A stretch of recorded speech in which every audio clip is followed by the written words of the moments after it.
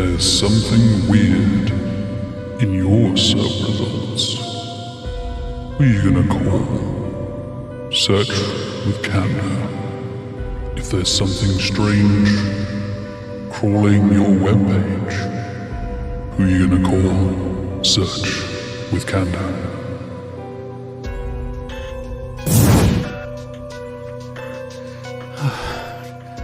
Hello everybody and welcome to this week's episode of Search with Candour. I am your host Jack Chambers Ward and this is our Halloween Spooktacular 2024. I am once again joined by my Scream Queens Myriam Jessier and Stéphanie Walter. We're going to talk all about Halloween tips, e-commerce tips, trends and digital PR tips, UX design, and even the scariest messages you can receive from your boss. That's right, we're talking all things spooky, scary, Halloween. So please stay tuned for the wonderful Myriam, the fantastic Stéphanie, and also me, in full costume, by the way. We'll be fully dressed up, and there's some interesting choices from me, basically. You got all that to look forward to on this week's episode. But let's have a word from our sponsors before we get to this week's Spooktacular episode.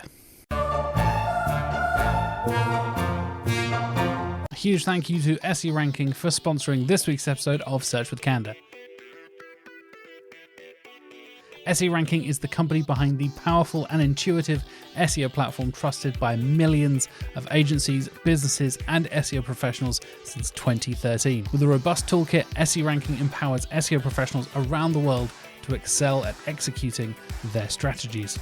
Key features include the Rank Tracker, which provides accurate and up-to-date keyword rankings, as well as the competitive and keyword research tools that offer deep insights into market trends and competitor strategies. The platform's AI-powered SEO insights leverage advanced machine learning to deliver actionable recommendations, streamlining the process and letting you outrank your competition. The Backlink Checker and Monitoring tool enables you to analyze backlink profiles and monitor their status, ensuring you've got a very healthy link building strategy. SE Ranking have launched their AI Overviews tracking feature. It's a brand new tool that allows you to track AI search engine snippet that will help you see how you stack up against your competitors in Google's AI enhanced search features. The tool supports you in identifying your rivals in the snippets, analyzing their content, and detecting new opportunities for strategic decisions. Click the link in the video description down below or in the show notes if you're listening to this episode. And a huge thank you to SE Ranking for sponsoring us here at Search with Candour. Optmyzr is the modern PPC management software that is built by PPC people for PPC people. Optmyzr contains everything you need to create, optimize, and automate high-performing paid campaigns across multiple platforms. As I just mentioned, we're going across platforms, and I think this is one of the best time-saving options and features when it comes to Optmyzr. If you are advertising across multiple platforms, including Google, Microsoft, Amazon, and Facebook, then you need to be using these cross-platform tools. You can create reports, you can create shareable dashboards, you can share budgets and alerts across all of these platforms. If you are individually managing each of these things, you could save yourself a lot of time by using Optmyzr's cross-platform tools. For monitoring, the alerts let you know when budgets have been exhausted or KPIs have been reached or missed. And when it comes to the rule engine, this allows you to set up custom rules to automate so many time-consuming and manual tasks that are part of your paid campaigns. You can easily automate rules. Basically, if you can write your strategy or tactic down, you can automate it. It's that simple. This can be especially helpful in things like e-commerce when it comes to stopping overspending of a particular ad. This is something I know from personal experience. I have had an ad that has overspent, and if I had used Optmyzr, that would have saved my budget and saved my campaign in that instance, and I wish I'd used Optmyzr at the time. You can also adjust bids and choose which products or ads are showing based on things like the weather and pretty much anything else you can put into a spreadsheet. It is fully customizable and automated, so you can choose when ads start and which products are showing depending on the time of year, depending on the weather, and so many other factors. It's all automated and makes the process so much easier. To sum it up, Optmyzr is the award-winning all-in-one PPC toolkit that makes managing paid search easier, faster, and less prone to error. It puts you back in the control of your campaigns by allowing you to create and deploy your own automations across multiple ad platforms. You can start your 14-day free trial by going to optmyzr.com. That's optmyzr.com. You can also click the link in the show notes. And if you want to see Optmyzr in action, you can book a personalized demo with one of Optmyzr's experts by clicking the link in the show notes as well. So you can get a 14-day trial or book a demo at no cost to you. Like I said, go and click the link in the show notes or the video description down below. And a huge thank you to Optmyzr for sponsoring Search with Candour.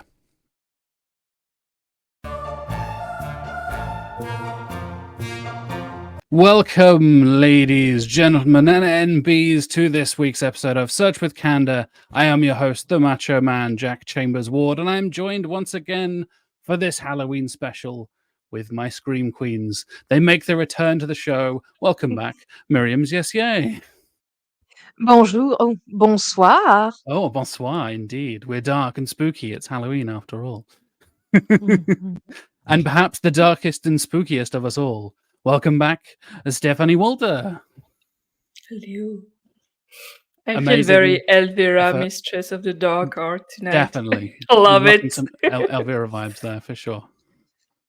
I will say, we are going to get on with the show rather fast.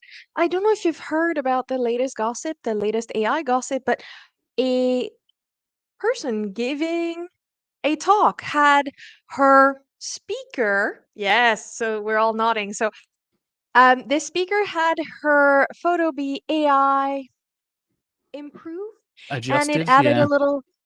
a little je ne sais quoi. So, folks, if you don't know what we're talking about, you're just going to have to imagine that when Stéphanie do says, I need to do that as well? Is can that what we need to do for clicks? Like, I need to add my bra in here Yes. somewhere like that. Move the big black microphone. We can't see the stuff. That's the secret But behind the jokes gold aside, jacket. folks, you will have to imagine, or you will have to augment Jack's physique to get a little hint of what's underneath the shirt. And the same for Stéphanie when she says, I look like Elvira. The biggest assets will not be shown tonight. This is a safe for work podcast. Her Thank brain. you. We're talking about the brain, okay? It was her business and marketing prowess. That were her two biggest assets. Yeah, but she's actually an amazing actress and Absolutely, super smart yeah. lady. Like, she's playing this kooky, funny lady, but yeah, she's an amazing businesswoman. And has Respect the transformed herself into a brand, right? That's such a difficult thing to do for all, and as we all know in marketing and being somewhat personal brands ourselves and all that kind of stuff. But we're not here to talk about personal branding necessarily. We might get onto it a little bit later. We're here to talk about Halloween. Yeah. Evergreen Halloween branding, I'm all for it. So I know that we do have a few tips. They're all over the map. Jack, shall you do the honors? Yeah, let's get stuck in, shall we? We're talking about all kinds of Halloween tips. I know Stéphanie has got some the scariest things you can hear in a corporate situation. We've got some trends and tips to talk about. We've got some e-commerce tips to talk about as well. Designs, all that kind of stuff. And even maybe if I can get the technology to work, we'll have a look at Google's trends through their Frightgeist as well. Yes. Which we'll get stuck into that later on. But I think I like to start things off with the history of Halloween. I know, Myriam, you were talking about this in the notes earlier, and I love the spookiness and the creepy intro that we can have about how weird and unusual Halloween is as a concept, really, right? As a holiday. Okay, so hear me out regarding this. When it comes to the history of anything, if you want something kooky and unusual, you don't ask me. I can do quirky, but historically weird, Stéphanie blows all of us out of the water. We have to talk about the fact that pumpkins are nice. Beets are way scarier. So take it away, Stéphanie. You don't remember you bringing the beets saying, hey, you know remember what? the spookiest beet? The scariest beets ever. So let me explain. When it comes to snobbery, Halloween is a Celtic festival, and The Celts didn't use pumpkins, okay? They went with beets and they made them terrifying. So something that you have to know is some regions, such as the Teutonic Moselle, this is a real place, have kept this tradition. So you can find grimacing beets, and they're called like Rommelbutzenat. Um, I do not know how to pronounce this. You can hear from the laughter. Nuts. Yeah. So you see how scary, terrifying beats are absolutely normal for Stephanie, and they were an absolute discovery for me.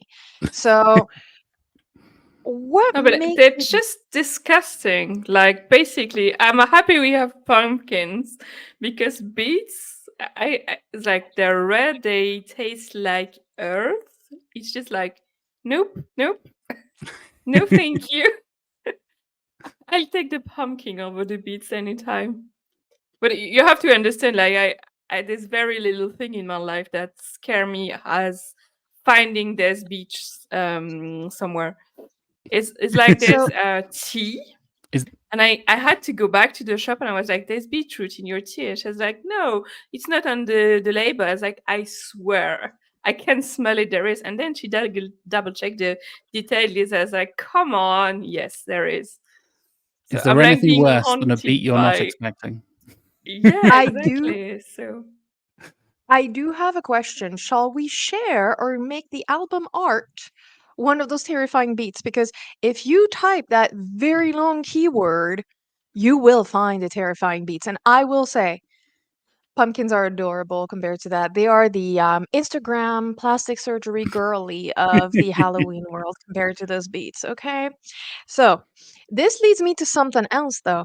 We do have a few tips, and when it comes to food, if you do not want to carve anything, no problem. If you are wondering how to make things terrifying, just buy Italian prosciutto ham. You can drape any shape in prosciutto ham. If you have the right charcuterie, all of that stuff will look terrifying, okay? That $1 skull you will buy at the dollar store, drape it with cured meat. Terrifying. I feel like this is not a very good vegetarian-friendly tip here, Miriam. I don't have much ham Do, lying around. do you plan on eating the ham? Like, we meant to terrify Maybe you, not for you to have, like, we don't it need is you to terrifying. graze. Okay, so I see. We do not trust you with pumpkins. We do not trust you with beets, but we can trust you in a room full of ham. There you go. I might eat the beets, I might Okay. eat the pumpkin, but I won't eat the ham. maybe like So mm, cheap vegetable ham or something. Exactly. That could and work. I'm still gonna jump in from decorations that are food to food being turned into decoration. Mm. Um, we we really should be talking about Halloween because it's a big business. We've got some stats. We've got some heavy duty stats, and it's getting more and more popular. Black Friday, kind of going down in Canada at least. I see it year over year. People are not that excited. Halloween is becoming the new Christmas. I'm calling it. I think that's definitely seems to be a push in that direction. I think a lot of people burn out from a lot of the Christmas stuff, especially when people start playing Christmas songs on like the 1st of November. You're already tired of it by the time it gets to Christmas. Nobody Yeah. plays Halloween songs early, so it still feels kind of fresh and new, and Halloween's still cool and interesting, and you get to do weird stuff, you know? It's an We opportunity to be agree weird, with as that. we're all demonstrating now. Well, it depends. It really does. Because It the depends. one, You said the word. yes, what's the one way you can make any costume unscary? Googly eye. Unscary. You add the word sexy in front of it. Of course. Hmm Sexy carrots. I've Exactly. seen We some Sexy, of had those. sexy sexy. beats. Oh, I'm not Googling that. Do I No, need to thank Google you. sexy beats Okay. right now? Hold on. I have a feeling you're going to come up with a musical band now. Okay, so the reason why we say this, oh goodness, based on your face, I can tell you've seen some things One of them is already. blurred because Safe Search is on my work computer. So, Hey, Yep, I that's a I sexy beat. find what is it? Hold on. Let me see if I can share my screen. Bear with me. and I'll show I've you been meaning a to very sexy have this beat. show up. Please share. Here is a very If sexy you beat. survived, okay. Ooh. First of all, that can absolutely be turned into a Halloween costume. So we're gonna need that to happen. But second, do you mind actually Googling the terrifying beats? Because there is a picture that we must I've got share. them ready to go as well. Don't worry. I've got Yes, these are the terrifying champions. beats. Yeah. So Good lord. the reason why we're talking about these unusual tips though is we're easing you into this holiday. We do have quite a few things to cover, and you see how something that is this weird becoming a global phenomenon, it can happen. It can happen, and we're here to help you handle it. So now that we have gone on for 10 minutes of pure Halloween nonsense, let's get back. So, Stephanie, take it any direction you want. Okay, we've started with the costumes, so maybe we can talk about bias costumes. It would be a nice Yes. transition. Let's go. So yeah, we wanted to talk a little bit about cognitive biases and Halloween, and one of the thing you need to be careful about, I think, is like every year we have to say that again and again, but like stereotyping. There's so many wacky, fun, cookie cam costume you can do. You do not need to dress into something culturally inappropriate. It's like forget about Cleopatra, become a sexy beat, something like that, you know. Exactly. If in So doubt, become a sexy beat. That's culturally it's like neutral, right? Beats are fairly neutral. yeah, that's the thing. And you have this like very high level stereotype based on if you like Google search for Halloween costume, there's like one guy who did a TikTok video. Every single male costume is okay, and every single female costume is a sexy version. Whatever you want is always a sexy version. Sexy nuns, sexy nurse, sexy like come on, okay, it's fun, but can we maybe reverse the stuff if we're going to I, stereotyping? I will say that I am a giant walking stereotype. And the reason why I say this is it's not me, okay? I okay. We This is we have dangerous the browsing this stereotype. live, isn't it? Clowns. So hear me out. Can you look for the following query? No.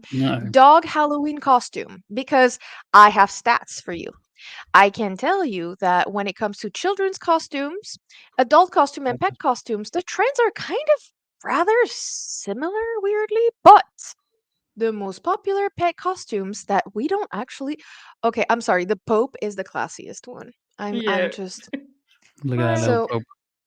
Look at little you Pope dog. should know, you should know that the Holy most popular hound. pet costumes. Wait, Holy we hound. we I'm not gonna survive these puns. I'm just not.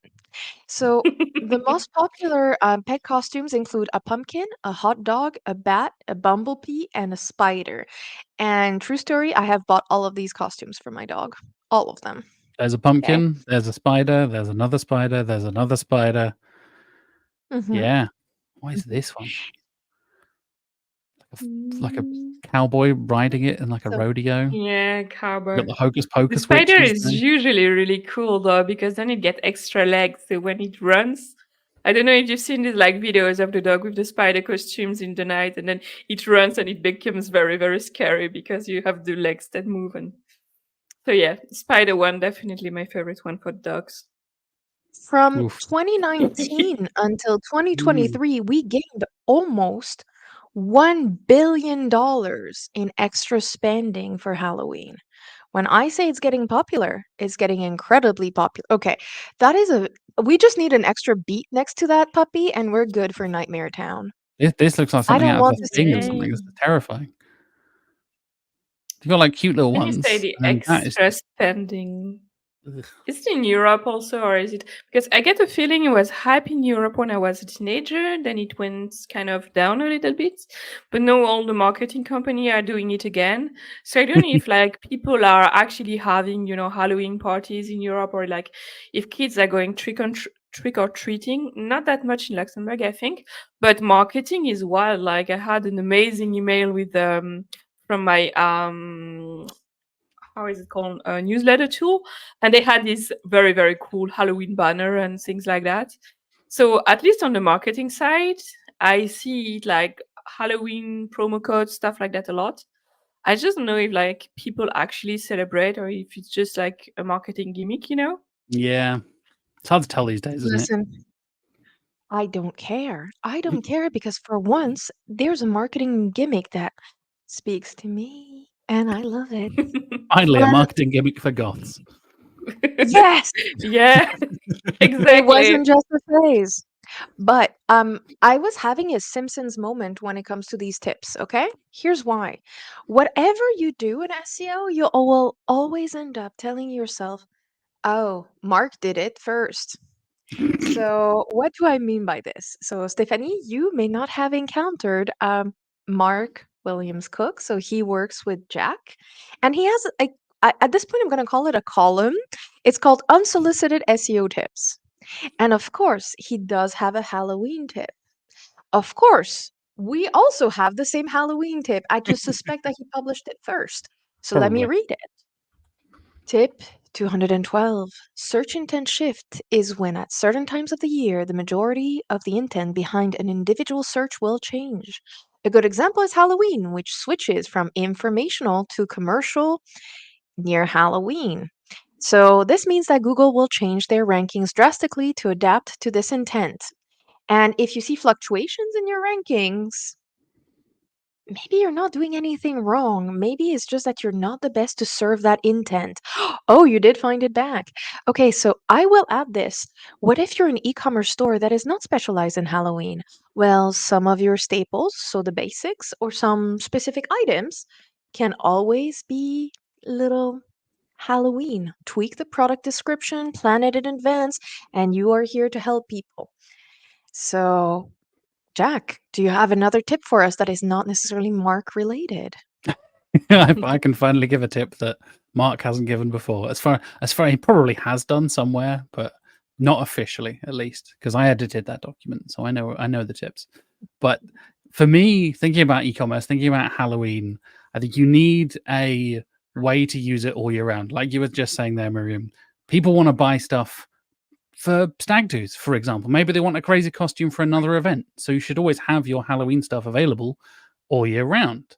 So don't just delete your Halloween page once the sale is finished or put the year in the URL. This is a cardinal sin of so many e-commerce pages, is to create a seasonal page or a sale page and put Halloween 2024 as the slug at the end of the URL.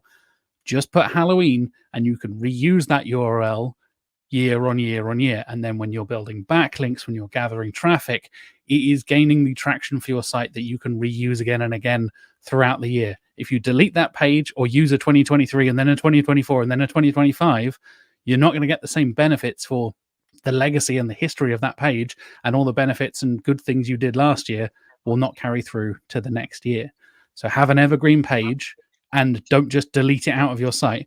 Maybe deprioritize it in your navigation so people can still find it if they really want to find the costumes and products or whatever, but don't just delete it, essentially.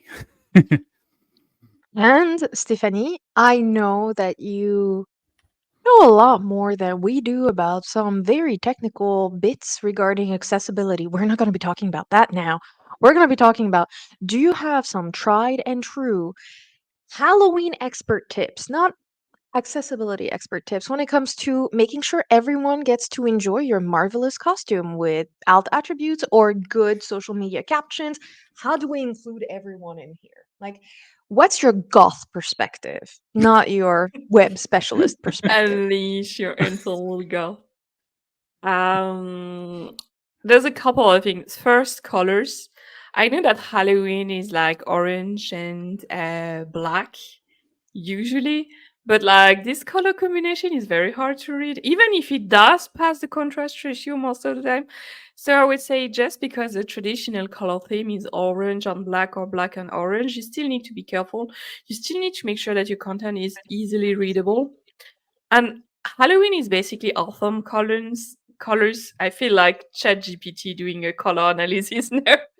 But you can you didn't have to go full orange and black. You can use a lot of different kind of autumnal tones, stuff like that. Just make sure that you check your contrast ratio, making sure it's easily readable, and test it with a couple of people.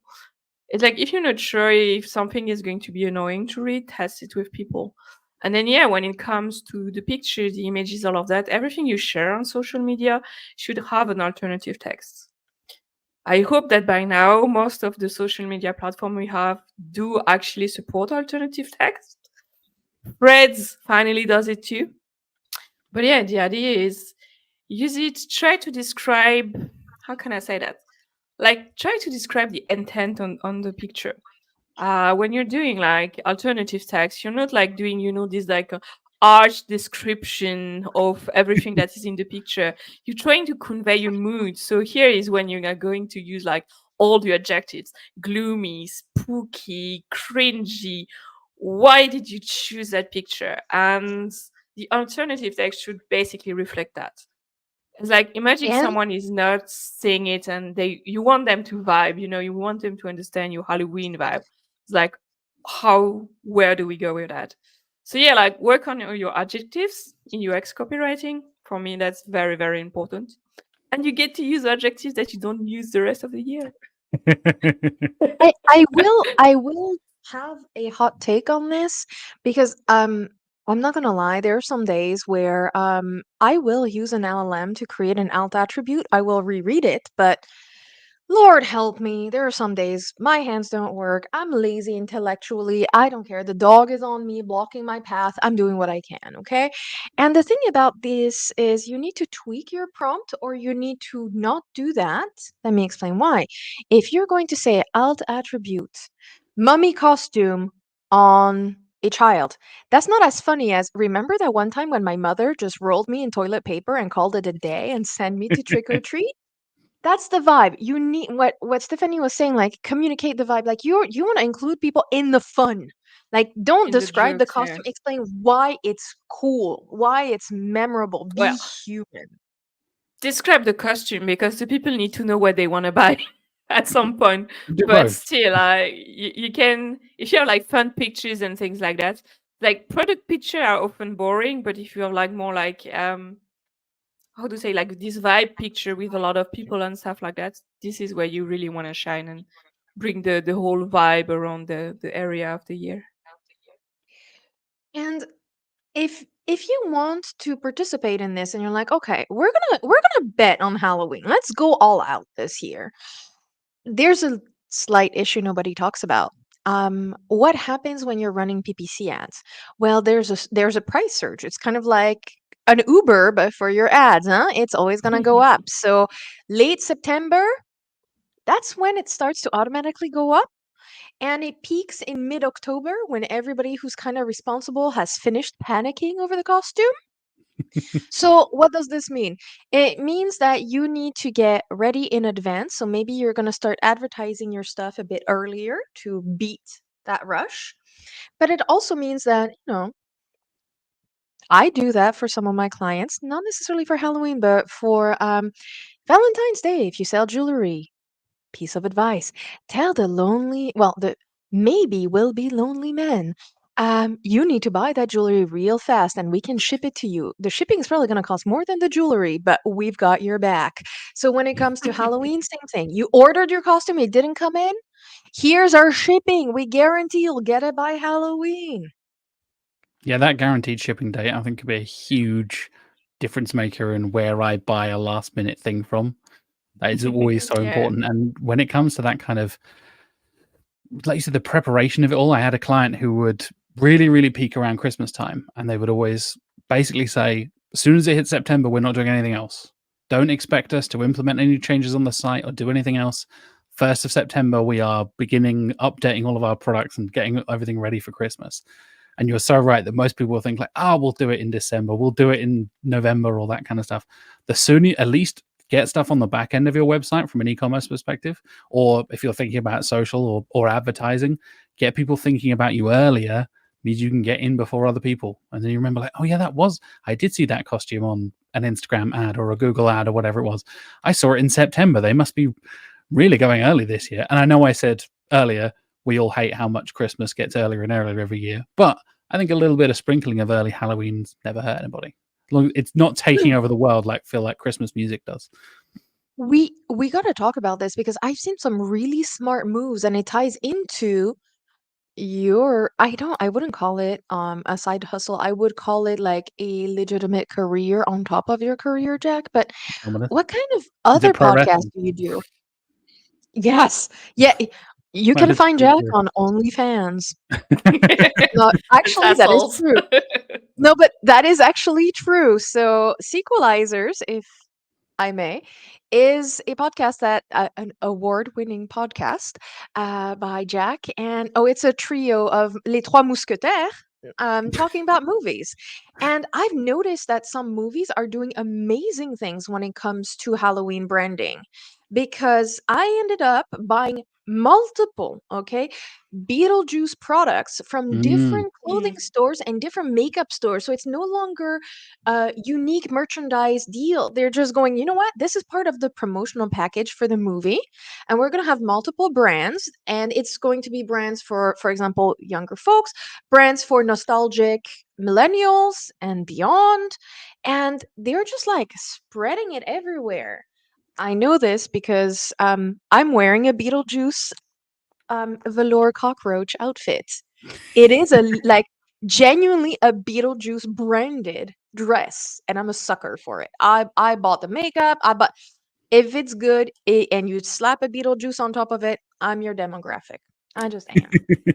So It really this means seems that that if Beetlejuice has become pretty popular. Right? Obviously, the sequel happened. Speaking of film sequels, and it really don't tell seems me. to be kind of bringing up that nostalgia and bringing everything back that we all remember from the 80s. And now, like you said, the kind of awareness of integrating all of that kind of thing into their marketing and having, like you said, makeup and all this kind of stuff. I feel like Disney villains and Disney has always been really good at this, where you get Yes. Yeah. color palettes that are focused around, as you were saying earlier, Stephanie, like a specific color palette for a character or a villain or a franchise or whatever it is, and turning that into a Halloween theme or something you can use year round. There's no point, no problem with goth makeup all year round, but wearing that kind of stuff, showing it off. Like I have bits of clothing and stuff that are branded, but you can just wear all year round. You don't have to look like you're cosplaying all the time.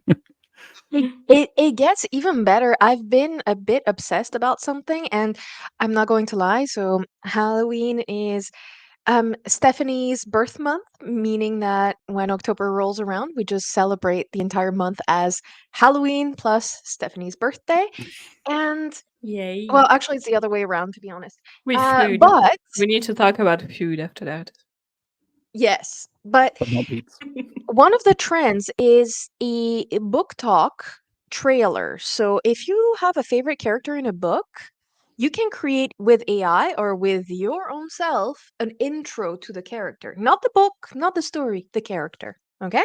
So this means that if you're a brand and you're leaning into this, you can even choose niche characters that you know your audience would enjoy and create that with your own products in there. Have your own micro marketing for these moments that are not seized by the mainstream media because they're. Can I swear? Absolutely, go for it. It's pure nerd shit. Like, let's go for it. I'm sorry. It's niche. It's niche nerd shit. Niche. But yeah, the long tail on this, it adds up, folks. It adds up. Agreed. With the little Beetlejuice connection there, should we dive in some Google Frightgeist? Because they have some Beetlejuice Yes. stuff to talk about. Overall Yes. costumes, Shrunken Head Bob #1 with Beetlejuice Shrunken Head is the top searched Shrunken Head. That's a Told weirdly, you. oddly niche search. Okay, but It's have you very ever niche. You had have to? to see the movie to know that. Yeah, but it is a niche character. As I was Yeah. saying, you're not going for the hero. You're going for like that because with the knowledge being at your fingertips and you can know everything, how do you recognize one another? I'm not saying how do you gatekeep, but how do you find your crowd, your tribe, your pod at a party or in life? These are the little things that matter. And on top of this, can we talk about like a ray gun? Because I have had to explain ray gun to a few adults. And it was amazing. They would not believe me that this person existed at the Olympics, okay? People thought it wasn't real, like it was a weird parody thing. And then it turned out that she had kind of created her own like judging category in Australia or something, and it all became a weird kind of like Nepo? semi-nepotism, Yeah, yeah, kind of Nepo corrupt privilege. kind of thing.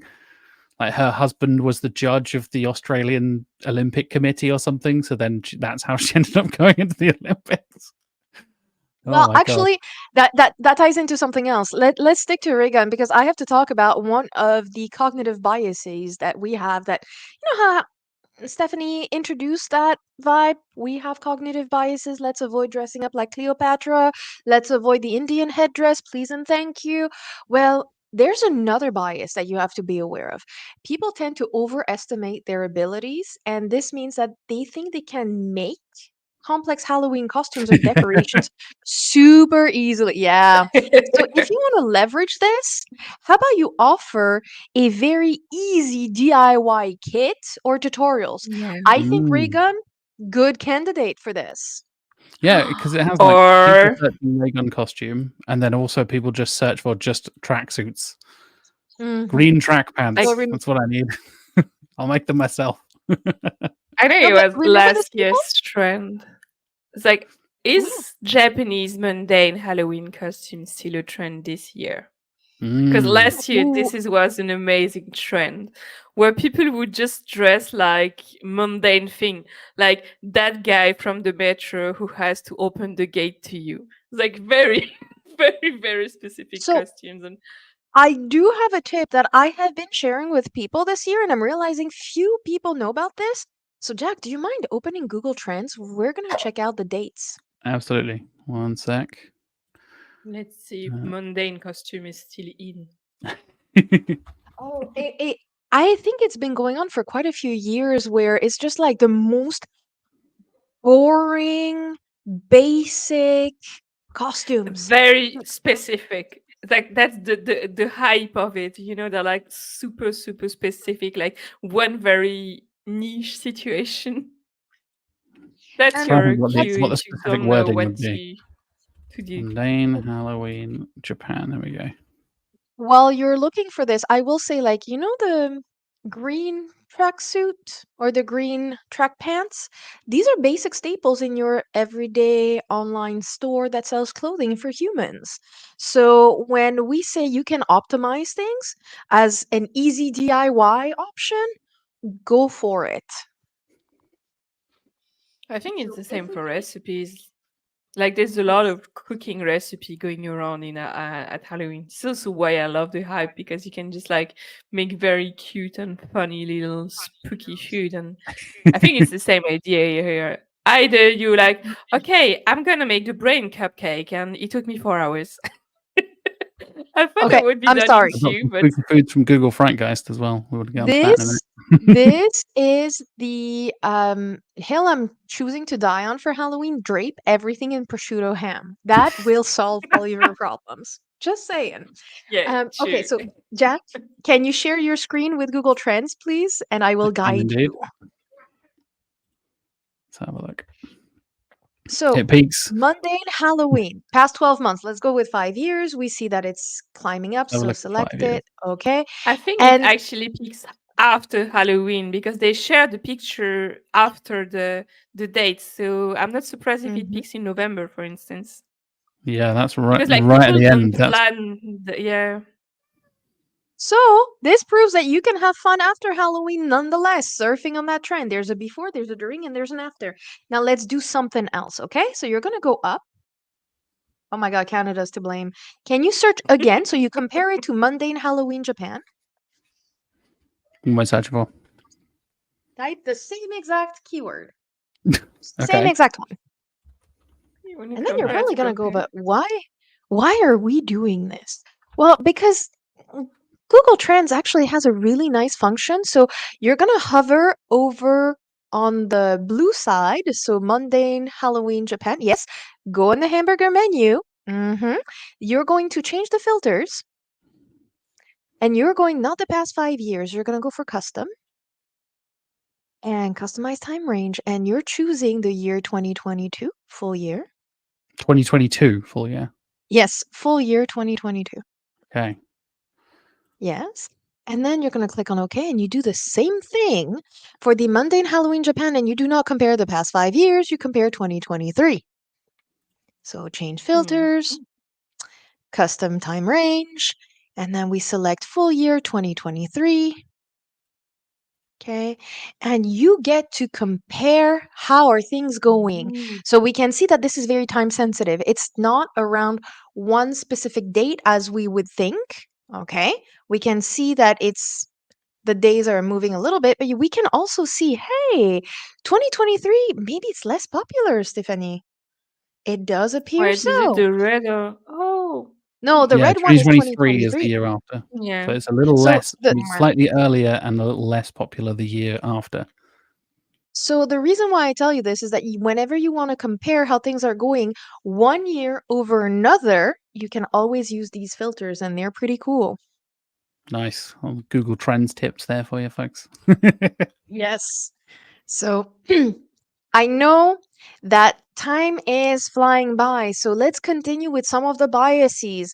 Um, Tell us, Jack, what's the one cognitive bias that speaks to you when it comes to marketing around Halloween?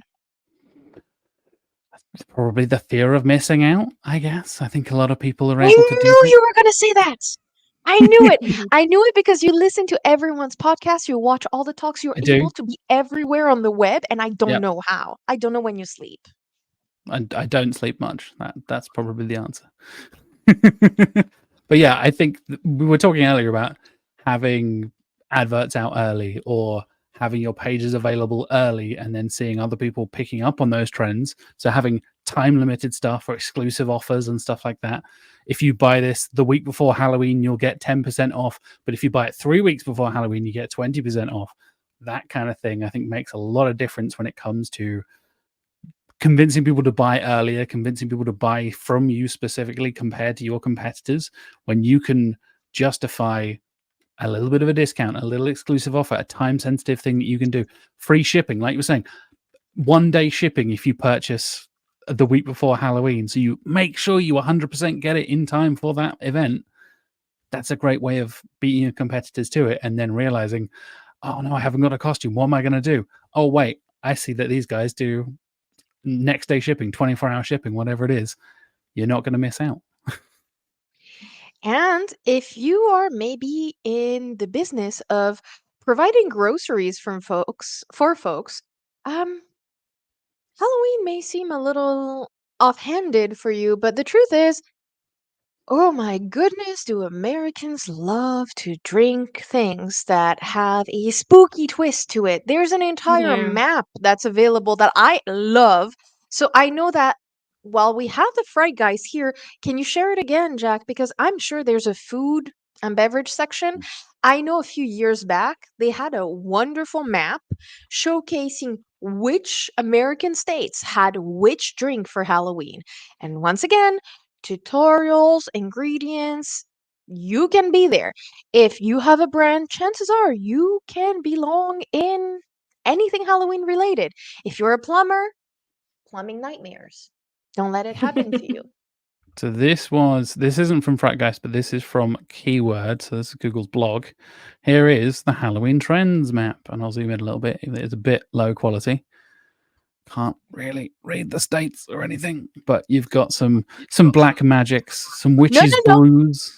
Witch's kind of Brew is stuff. popular in a few spots. Yep. Yeah. Salem, Sweet Massachusetts, Spanish chance over poison. there. So, Jack, if you had to take a shot in the dark, what would the UK map look like? Are you even aware of the Halloween drinks? I feel like we don't really do that. I don't know. Beer. Maybe I'm not educated enough in UK Halloween stuff to be aware of it. I feel like it's not as much of a thing here as it is in the US for cocktails and things. I feel like there's an opportunity brewing, and with alcohol Brewing. sales that are going down worldwide, yes, with alcohol sales that are going down worldwide, well, there's still a way to market this. I'm not condoning this, but I'm just saying people are gonna people. So with this in mind, anything else that you want to discuss, maybe, Stephanie? We had spoken about spooky corporate messages. Yay. We've had So quite a few, huh? let's imagine you like what's the worst, spookiest corporate message that you can get either in an email or like Teams, Slack, and what are the consequences?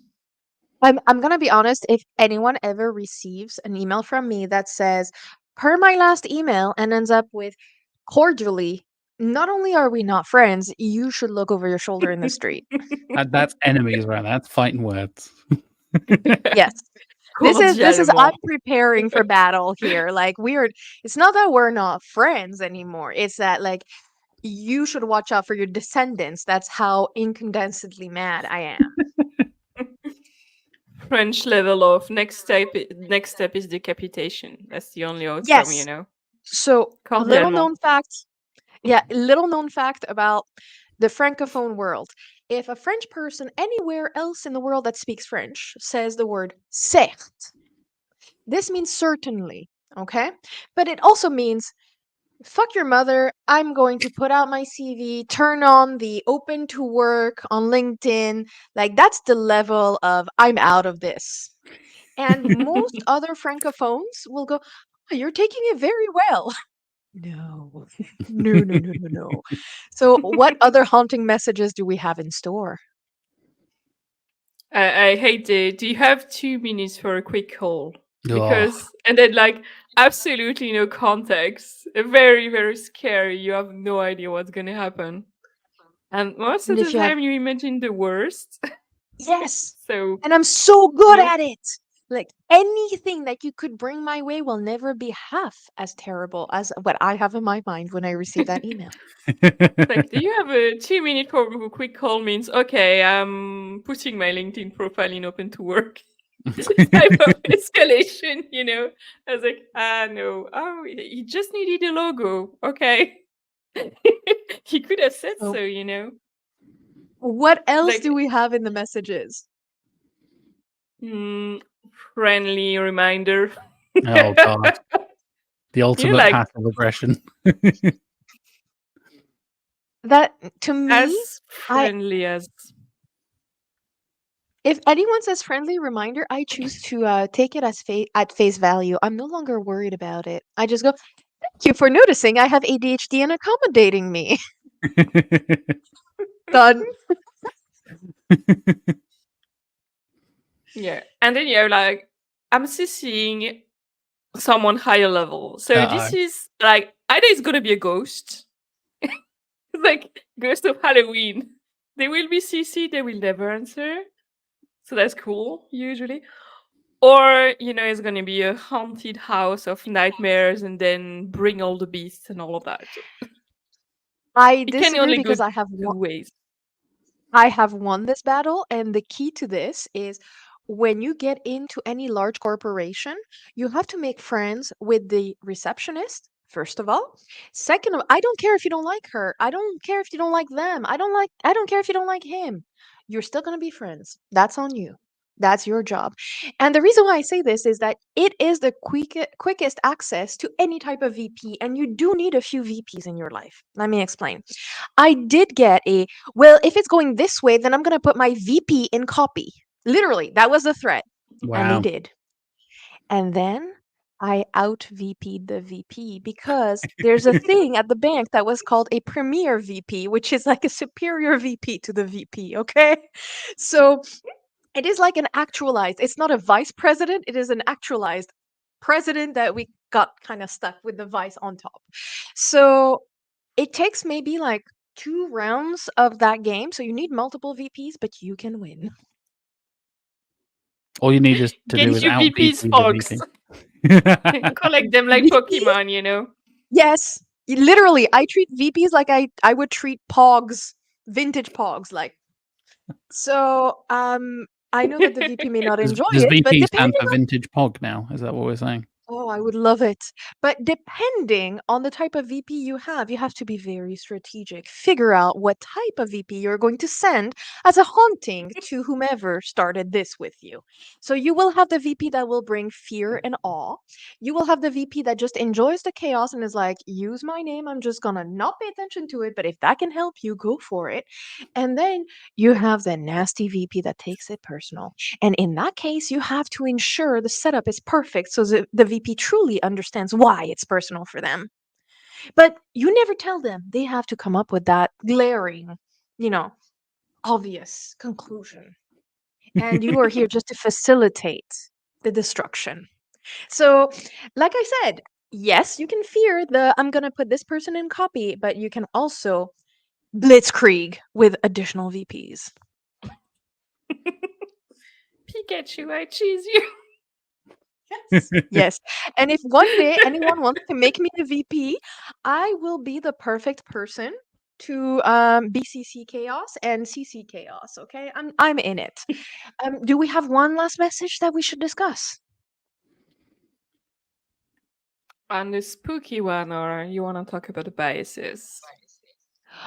Let's choose one last spooky message, and I'd love to hear from other people. What kind of message just screams haunted house for you when you receive it?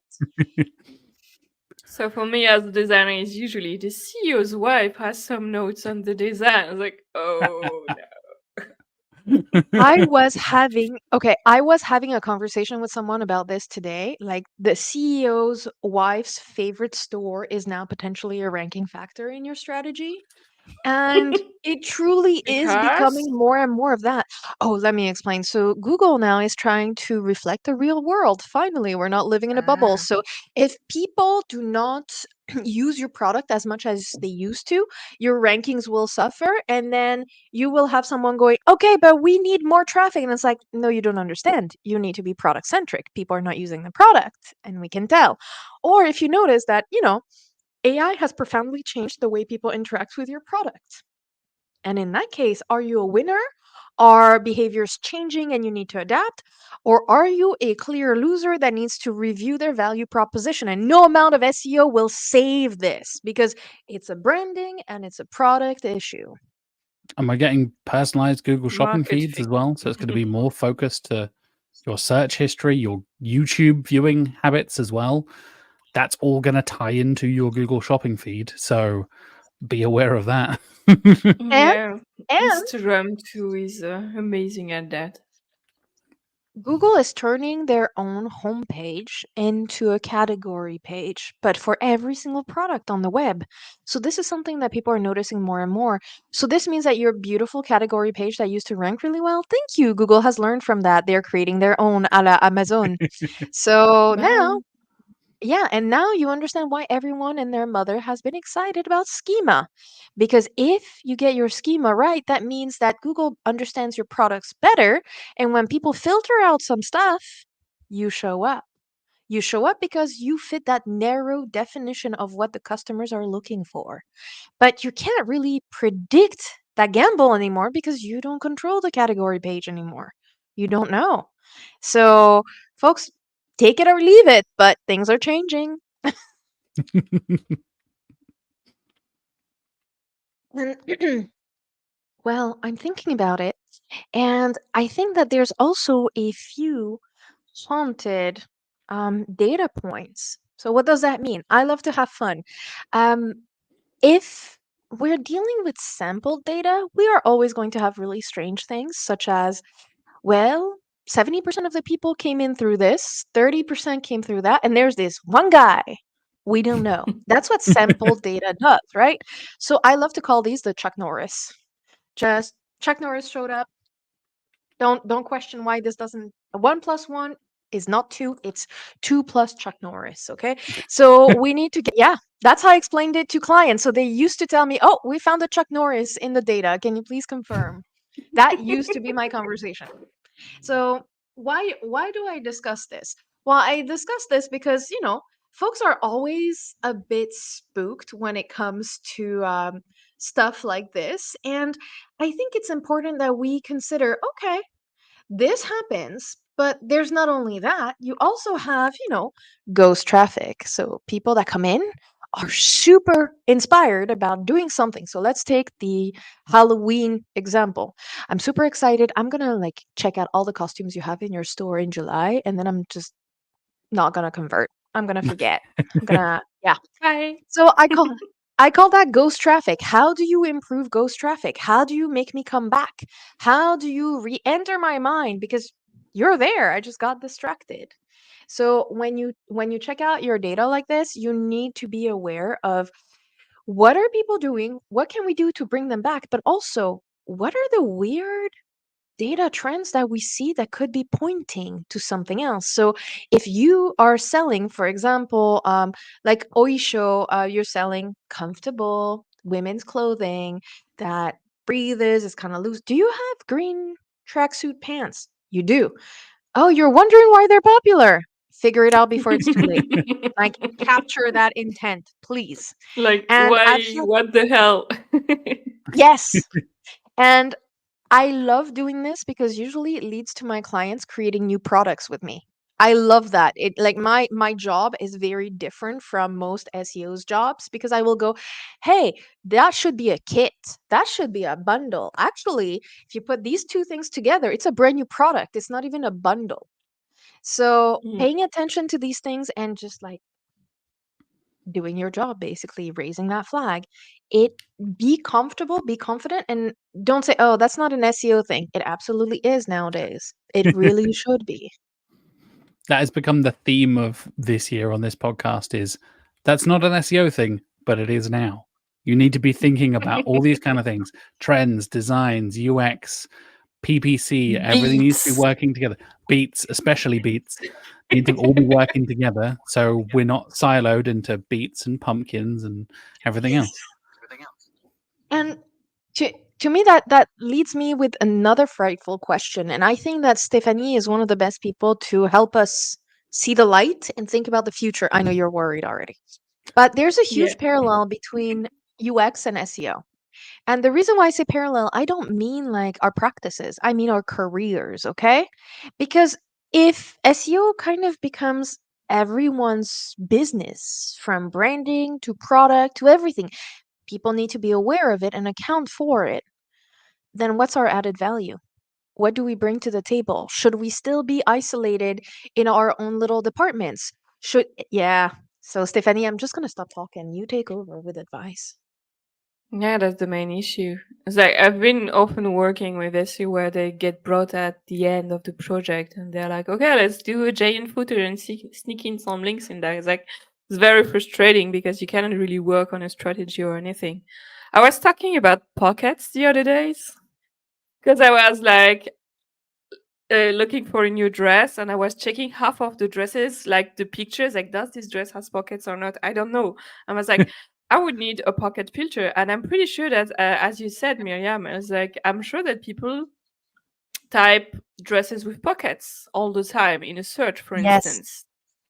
Yes. And then why don't I have never seen any website that has a filter for pockets, for So, instance. hear me Like, out because this is something that we are working on with Stephanie as part of the neurospicy.agency side agency we have. So you have a side podcast, we have a side agency. Um, and it's rethinking the e-commerce filters. Like, yeah. I need clothing that is not itchy. I need clothing that breathes. I need something that doesn't make me feel bad, like sensory problems. Where's my filter at? I need pockets. Where's my filter at? I need a dress, and letting you know there is a tribe. Okay, you can join if there's enough people that join us after this podcast. We will create a WhatsApp group. But if you have a bit of a belly brioche, so your stomach is not straight, that's fine. But you need to be tactical about it, Jack. I know you know. So that means that sometimes we want clothing that is not just super tight in the middle, showcasing that little delicious brioche. Because maybe you don't feel like it that day, okay? Why is it that we have literal cohorts of people gathering going, no, this one is a false trap. Don't go for it. Don't buy it online. It's not going to work. Why can't we just have a filter? This is genuinely where we're going now. And if we don't do it ourselves, and if we don't innovate, well, Google already has the basic filters. They don't need Yeah. us. Our category pages, they need to level up. That's my issue. Like, I get a feeling that a lot of websites, they do not really do user research. They just copy each other, and you end up with all the same filters everywhere.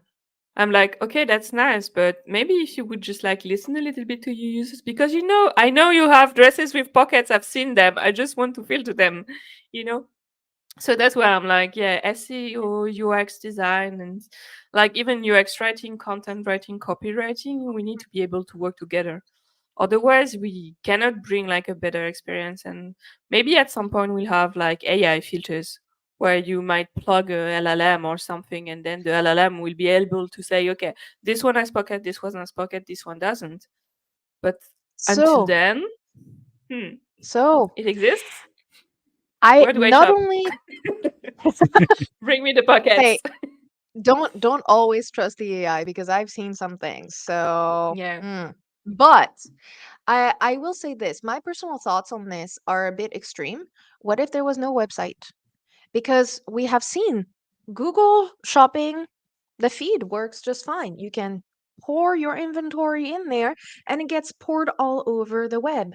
So you can have your Instagram store, you can have your TikTok store, you can have your Amazon store. All you need as a brand then is a solid feed that carries your inventory in all of these places. So if your Hmm. website, if you're coming to me saying, hey, we're not going to create that subcategory page because you understand in Shopify you can have a collection but not a sub collection, our system doesn't allow it. Some people are just not going to invest that much into a website anymore. There's alternatives. People are scrappy. They'll figure it out. And so we're headed, I personally think, in a world where there's two tracks, and they've always existed, mind you. It's just that it's becoming more and more corporate to do this. I've seen people from Iran sell stuff on Instagram before the store option was available, okay? Mm. People will Yeah. build out these uses. So your website, it either better offer something genuine, a good experience people want to return to. And a good experience doesn't mean getting it perfect. It means being maybe sometimes cool enough. It means being stable enough. It means, whatever your customer needs, you figured it out. You figured out your niche, your brand, and you deliver. Because if you can't deliver, good enough is no longer a Shopify site. It's no longer a WordPress site. It's no longer a Wix website. Good enough is a feed. The end. Yeah, there are entire brands that build themselves around just their social profiles, right? And I think and I talked about this with Ashley Adele a few months ago about how e-commerce is influencing social and social is influencing e-commerce. And I think we're definitely going to see not necessarily the death of the website. That's a very facetious death of SEO thing that we see said every 3 months. But I think a move towards that kind of websiteless, just broader feeds and stuff like that, I think could definitely be a future. And you just type in Halloween costumes and you just get all the different options. Halloween costumes with pockets, because this jacket doesn't have pockets. And as a man, this is unusual for me. Usually I have pockets all over the place. Have you On the checked the hat How do though? you feel? Is there a pocket in the hat? right. No, it's just No, I've got no, like a Frankenstein line across my forehead though. no, this is not acceptable. You should have at least a pocket somewhere. Yeah. But I think that that's a very good conversation we'll be able to follow up in 2025 to see how the web Mm. has evolved. Dun, dun, dun. We'll have to do that. E-commerce website. I Exactly. I think we should close on a note though. Nicolas Cage has finally spoken up regarding AI. I know. So Nicolas Cage has told some actors during a speech that, well, AI seeks to remove their own instrument and their own access. If you have skill, if you have something you offer, and people want to buy it in perpetuity, they're trying to remove you from the equation where you get to produce value and be rewarded for it. So that I never thought Nicolas Cage would be the introduction to a potential Marxist take on what's going on with AI, and we're not gonna go there either. What I would recommend though is, Jack, get out your best Nicolas Cage voice and send us off. How did I know that's where it was going? Well, this is the Search with Candour podcast, and well, I guess I've been Jack, you've been Myriam, you've been Stephanie, and this has been a podcast. So, where can people follow you, Myriam? Where's the best place to follow you and keep up with all your tips, advice, updates, So, neurospicy, all that kind of stuff? yes. So we have an imaginary newsletter that you can sign up to. By imaginary, it means that we have at least 5 editions we've written but haven't sent because So ADHD. it's a See the ghost trigger newsletter, for right? We've seen what is 2 it? already. That's not Oh, bad. we have. Oops. Yeah. Welcome to ADHD world. Voila. And you can find me on LinkedIn. So linkedin.com and Myriam Jessier. So one of the first fun things about me is that you can type my first name, Myriam, Myriam, and then you put a little space in there. You type SEO and you'll find me in Google. You'll find an entire Okay. page of what I do. Yeah. That's a And flex right there. I I know I feel bad for all the other Miriam out there, but hey, it is what it is. And if you want to find me and Stephanie combined, our powers combined, you can check out neurospicy.agency, where we publish quite a few things regarding neurodivergent marketing. And, with so many people getting diagnosed, maybe now's the time to recognize that sex doesn't necessarily sell to everyone at the same rate. Some of us will be confused if naked ladies are showing up for a tech event. We will wonder what it has to do with the performance of your tool instead of being wowed. And I think that sums it up. I'm waiting for either Blue Sky or Mastodon or something to replace Twitter. Still waiting. Mm. And once that happens, I'll be there too. Stephanie, how about you? Where's the best place to follow you and what you're doing with UX design and all that good stuff? Stéphanie Walter .design. Easiest, I think, because you have all my social media in there. Mostly Oh, on LinkedIn those days. Sadly, I did used to prefer Twitter, but it's kind of dead. So I have interesting conversation in Mastodon, but it's like Schrodinger's cat. You never know what you will get when you open it. So like interesting conversation and very annoying people who reminding me that they do not like Medium. I was like, okay, fine. What do you want to I do will about say. that? I will say you're Cool. you're not doing the promo right. So we're talking to SEOs here. We're talking to marketers. If you actually want to level up your UX research, UX design chops, your skills, but you don't want to become an expert, you can download Stephanie's checklists, okay? She has entire frameworks set up to help you fake it till you Yeah. make it. And the way you're going to fake it and make it will be way better than what you could do with a few articles under your belt and a Brighton SEO 20-minute talk, okay? This is real world all terrain tested on hundreds of students, tested on many, many clients. Go for it. Yeah, you mentioned earlier, Stephanie, talking about user interviews and all that kind of stuff. You have templates for Yeah. that on your website. Go and Yeah, I check have them a out. shop, so it's like Exactly. shop.stephanie.walter.design. I'm very bad at marketing. Myriam is my marketing You put person. Myriam here to be your hype person to Yeah, just like and do. I have Halloween stickers on the shop at the moment. There we That's go. important information. And there's stickers Cute of little Halloween Momo, hats. my little sausage dog, in various holographic situations. Holographic That was weird. situations. Don't worry, you'll check it out, you'll see it. She's been a ghost, she's been a skeleton, always holographic, okay? It's always cute.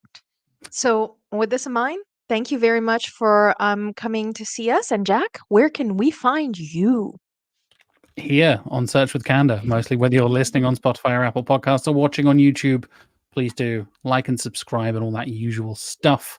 You can leave comments on Spotify now, which blew my mind. You can rate and also leave a little comment That's as cool. well, time stamped and everything, which blew my mind. So if you have any questions, anything you want to see for the Halloween special in 2025, let me know.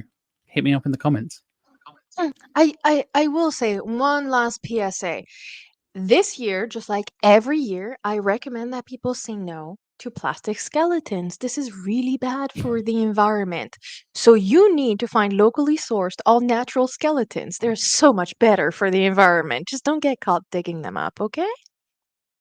Or you eat the rich. To get the Drape them skeleton. in prosciutto first. Yeah, There you go. exactly. We go back to prosciutto. Not Eat the very rich. vegan friendly though. So you find friends to eat the rich for you. Something like that. That's a new Silicon Valley service. Eat the rich, outsource it. If that's not a way to Would end a work. podcast, I don't know what is.